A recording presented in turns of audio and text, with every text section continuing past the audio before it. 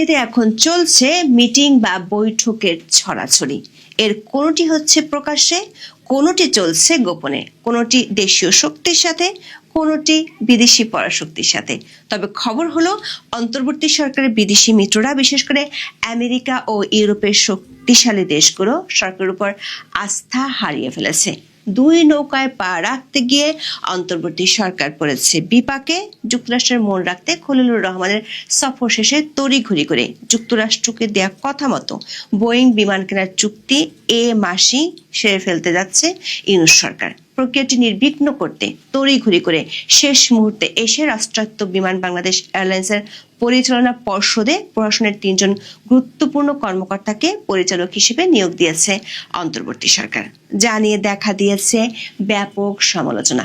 অন্যদিকে ইউরোপের দেশগুলোর চাপের মুখে এয়ারবাস কেনার আশ্বাস দিয়েছিল অন্তর্বর্তী সরকার, কিন্তু সে আশ্বাস থেকে সরকার যোজন যোজন দূরে থাকায় সরকারের উপর বেজায় চটেছে ইউরোপের শক্তিশালী দেশগুলো। আবার বোয়িং বিমান কেনার প্রক্রিয়াটি শুরু করতে গেলেও যুক্তরাষ্ট্রের আরো অনেক শর্ত পূরণ করতে পারছে না অন্তর্বর্তী সরকার। বিশেষ করে জাতীয় নিরাপত্তা উপদেষ্টা মার্কিন সফরে গিয়ে অনেক জিজ্ঞাসার জবাব দিতে না পারায় ভিন্ন পথে হাঁটা শুরু করেছে ট্রাম্প প্রশাসন। সূত্রগুলো বলছে, অন্তর্বর্তী সরকারের উপর আস্থা হারিয়ে যুক্তরাষ্ট্র ও ইউরোপীয় দেশগুলোর প্রতিনিধিরা যোগাযোগ শুরু করেছে 3টি প্রধান দলের সাথে। এর মধ্যে কার্যক্রম নিষিদ্ধ থাকা আওয়ামী লীগের সাথে বৈঠক হয়েছে গোপনে, আর বিএনপি ও জামাত ইসলামীর সাথে বৈঠকের কথা উঠে এসেছে গণমাধ্যমে। তবে প্রকাশ্যে বাণিজ্য নিয়ে আলোচনা করা হচ্ছে দাবি করা হলেও আলোচনা হচ্ছে এমন কিছু বিষয় নিয়ে যেগুলোর কারণে শিগগিরই হয়তো পাল্টে যেতে পারে রাজনীতি ও নির্বাচনের দৃশ্যপট। বিশেষ করে নির্বাচনের আগে আইন শৃঙ্খলা পরিস্থিতিকে কেন্দ্র করে সুষ্ঠু নির্বাচনের পরিবেশ নিয়ে প্রশ্ন তোলা হতে পারে নানা মহল থেকে। বিস্তারিত জানতে চলুন যাওয়া যাক বিশ্লেষণ। ট্রাম্পের আরোপ করা রেসিপ্রোকাল ট্যারিফ সামাল দিতে নিজেদের এখতিয়ারের বাইরে গিয়ে নন ডিসক্লোজার এগ্রিমেন্ট করেছিল ইউনূস প্রশাসন। এ নিয়ে ব্যাপক সমালোচনা হলেও কোনো কিছুই কেয়ার করেনি অন্তর্বর্তী সরকার। শুধু তাই নয়, দেশের টাকা গচ্চা দিয়ে যুক্তরাষ্ট্র থেকে তুলনামূলক বেশি দামে কম আমদানি করেছে। কারণ রাশিয়ান গমের দাম কম হলেও যুক্তরাষ্ট্রের বাজার ও দুই দেশের মধ্যে স্বাক্ষরিত বাণিজ্য চুক্তি রক্ষা করাকে গুরুত্ব দিয়েছে অন্তর্বর্তী সরকার। গত অক্টোবরে যুক্তরাষ্ট্র থেকে যে গম আমদানি করা হয় তার দাম প্রতি টনে রাশিয়ার গমের তুলনায় $80 বেশি ছিল। তা সত্ত্বেও অক্টোবরে 57,000 টন গমের প্রথম চালান যুক্তরাষ্ট্র থেকে বাংলাদেশে আসে। মোট 4,40,000 টন গম কেনার চুক্তি আছে বাংলাদেশের অন্তর্বর্তী সরকারের সাথে যুক্তরাষ্ট্রের। দাম বেশি পড়ার আরো একটি কারণ হলো যুক্তরাষ্ট্রের কোনো প্রতিষ্ঠানের সাথে চুক্তি না করে সরকার রহস্যজনক কারণে চুক্তি করেছিল সিঙ্গাপুর ভিত্তিক গম সরবরাহের তৃতীয় পক্ষ প্রতিষ্ঠান অ্যাগ্রোকর্প ইন্টারন্যাশনালের সাথে। ট্রাম্প প্রশাসনের মন রাখতে এমন আর কি করেছে সে হিসাব মার্কিন যুক্তরাষ্ট্রে গিয়ে গত 8 জানুয়ারি তুলে ধরেন বাংলাদেশের অন্তর্বর্তী সরকারের জাতীয় নিরাপত্তা উপদেষ্টা ডক্টর খলিলুর রহমান। সেখানে যুক্তরাষ্ট্রের বাণিজ্য প্রতিনিধি জেমিসন গ্রিয়ারের সঙ্গে তার বৈঠক হয়। সে বৈঠকের খবর বেশ ফলাও করে বাংলাদেশের অন্তর্বর্তী সরকারের পক্ষ থেকে প্রচার করা হয়েছিল, কিন্তু মার্কিন সরকারের ঊর্ধ্বতন কর্তা ব্যক্তিরা খলিলুর রহমানের ভাষ্য মনোপুত না হওয়ার বার্তাই দেন। সেজন্য আমেরিকা থেকে বোয়িং বিমান কেনার চুক্তি সেরে ফেলার তোড়জোড় শুরু করেছে সরকার। সে প্রক্রিয়া যাতে নির্বিঘ্নে করা যায় সেজন্য রাষ্ট্রায়ত্ত বিমান বাংলাদেশ এয়ারলাইন্সের পরিচালনা পর্ষদে প্রশাসনের 3 জন গুরুত্বপূর্ণ কর্মকর্তাকে পরিচালক হিসেবে নিয়োগ দিয়েছে সরকার। 15 জানুয়ারি বেসামরিক বিমান পরিবহন ও পর্যটন মন্ত্রণালয় থেকে জারি করা এক গেজেট প্রজ্ঞাপনে বলা হয়েছে, জাতীয় নিরাপত্তা উপদেষ্টা খলিলুর রহমান, প্রধান উপদেষ্টার বিশেষ সহকারী ফয়েজ আহমেদ তৈয়ব ও নির্বাচন কমিশন সচিবালয়ের সিনিয়র সচিব আক্তার আহমেদকে বিমানের নতুন পরিচালক হিসেবে নিয়োগ দেওয়া হয়েছে। যেখানে জাতীয় সংসদ নির্বাচন ও গণভোটের মতো মহাযজ্ঞর সামনে ঠিক তার আগে কেন নির্বাচন কমিশনের সচিবকে এ পদে নিয়োগ দেওয়া হলো তা নিয়ে বিস্ময়ের শেষ নেই সংশ্লিষ্টদের। আবার 3 জনের কারোরই এভিয়েশন বিষয়ে কোনো অভিজ্ঞতা নেই। সূত্রগুলো বলছে, মার্কিন বোয়িং বিমান কেনার বিরোধিতা করায় 2 জনকে পর্ষদ থেকে সরিয়ে দেওয়া হয়েছে। এর পরপরই খবর হলো বিমান বাংলাদেশ এয়ারলাইন্স ও মার্কিন উড়োজাহাজ নির্মাণকারী প্রতিষ্ঠান বোয়িং এর মধ্যে চলতি মাসে চুক্তি সই হতে যাচ্ছে। বোয়িং এর প্রথম উড়োজাহাজটি 2031 সালের অক্টোবরে বাংলাদেশকে ডেলিভারি দেওয়ার কথা রয়েছে। বাকি উড়োজাহাজগুলো 2035 সালের নভেম্বরের মধ্যে সরবরাহ করা হতে পারে। সূত্রগুলো বলছে সরকার এমন সিদ্ধান্তে বেজায় চটেছে ইউরোপের বেশ কয়েকটি শক্তিশালী দেশ। এগুলো হলো যুক্তরাজ্য, ফ্রান্স, জার্মানি ও ইউরোপীয় ইউনিয়ন। অন্তর্বর্তী সরকার গত অক্টোবরে যুক্তরাষ্ট্র থেকে বোয়িং বিমান কেনার কথা ঘোষণা করার পর গত বছরের নভেম্বরে এই 4টি দেশ ও সংস্থার রাষ্ট্রদূতরা ঢাকায় প্রকাশ্যে এয়ারবাস কেনার পক্ষে কূটনৈতিক তৎপরতা শুরু করেছিলেন। গত সরকার আমল থেকে বিমান বাংলাদেশ এয়ারলাইন্সের কাছে 14টি প্লেন বিক্রির প্রস্তাব দিয়ে রেখেছে, যার মধ্যে রয়েছে 10টি এয়ারবাস A350 এবং 4টি এয়ারবাস A320 নিও। গত 26 নভেম্বর ঢাকায় এক অনুষ্ঠানে জার্মানির রাষ্ট্রদূত রুডিগার লোর্টসে কোনো রাগঢাক না রেখে বলেছিলেন এয়ারবাস থেকে উড়োজাহাজ কেনার প্রতিশ্রুতি থেকে বাংলাদেশ সরে এলে ইউরোপের সঙ্গে বাণিজ্য সম্পর্ক প্রভাব পড়বে। তিনি বলেছিলেন ইউরোপের বাজারে শুল্ক ছাড়ার আলোচনার আবহ এয়ারবাস নিয়ে বাংলাদেশের সিদ্ধান্তের কারণে বদলে যেতে পারে। কূটনৈতিক সূত্রগুলো বলছে অন্তর্বর্তী সরকারের বোয়িং বিমান কেনার সিদ্ধান্তে ইউরোপীয় শক্তিশালী দেশগুলো আগে থেকেই আপত্তি জানিয়েছিল। যুক্তরাষ্ট্রকে খুশি করতে নির্বাচনের আগে চুক্তি করার উদ্যোগ নেয় অধ্যাপক ইউনূসের ইউরোপীয় মিত্ররা এখন ভিন্নভাবে চিন্তা করছে। জানা গেছে নির্বাচনকে ঘিরে সরকারের উপর ইউরোপিয়ান ওই দেশগুলোর চাপ শিগগিরই দৃশ্যমান হবে। এমনকি নির্বাচনকে ঘিরে ইউরোপিয়ান ইউনিয়ন যেসব সিদ্ধান্তের কথা জানিয়েছিল সেগুলোতে পরিবর্তন আসতে পারে। এর মধ্যে খবর হলো ট্রাম্পের প্রশাসনের বাণিজ্য প্রতিনিধিরা বিএনপি চেয়ারম্যান তারেক রহমান ও জামায়াতে ইসলামের আমির ডক্টর শফিকুর রহমানের সাথে আলাদা আলাদা ভার্চুয়াল বৈঠক করেছেন। নির্বাচনের আগে আবার যেখানে খলিলুর রহমান এক সপ্তাহ আগে ঠিক একই প্রতিনিধিদের সাথে বৈঠক করে আসলেন, সেখানে ভার্চুয়াল বৈঠকের প্রয়োজন পড়ল কেন? প্রশ্ন উঠেছে অধ্যাপক ইউনূসের সরকার নিজের এখতিয়ারের বাইরে দেশের ইতিহাসে প্রথমবারের মতো যে গোপন চুক্তি করেছেন সেটি যে রাজনৈতিক সরকারগুলো দেশের স্বার্থের কথা চিন্তা করে বহাল রাখতে পারবে না, এমন দুশ্চিন্তাকে মার্কিন সরকারকে পেয়ে বসেছে। মানবজমিনে এ নিয়ে যে খবর প্রকাশিত হয়েছে তা যদি সত্যি হয় তাহলে সেটি হবে উদ্বেগজনক। মানবজমিনের খবরে বলা হয়েছে ইউএস ট্রেড রিপ্রেজেন্টেটিভ জেমিসন গ্রিয়ারের সাথে তারেক রহমানের আধা ঘন্টার বৈঠকের শুরুটা ছিল অনেকটা নাটকীয়।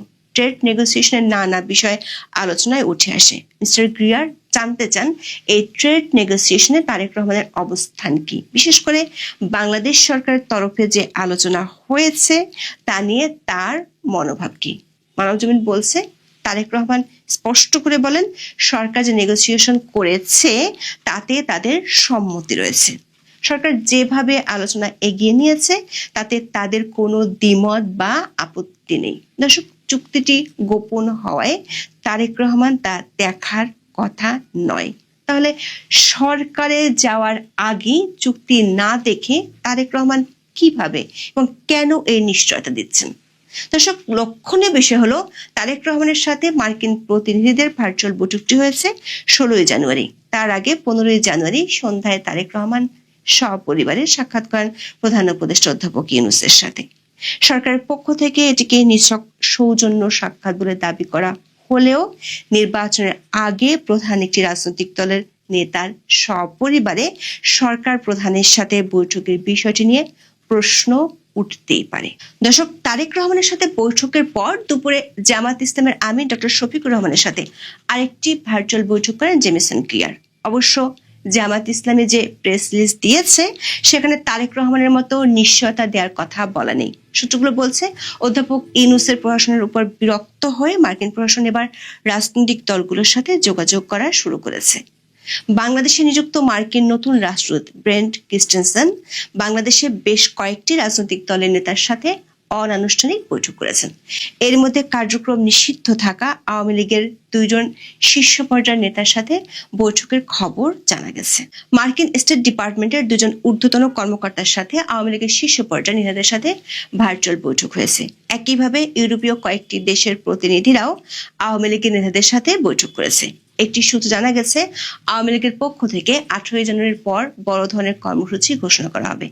নো ভোট নো ভোট এই স্লোগানে কর্মসূচি দিবে কার্যক্রম নিষিদ্ধ থাকা দলটি।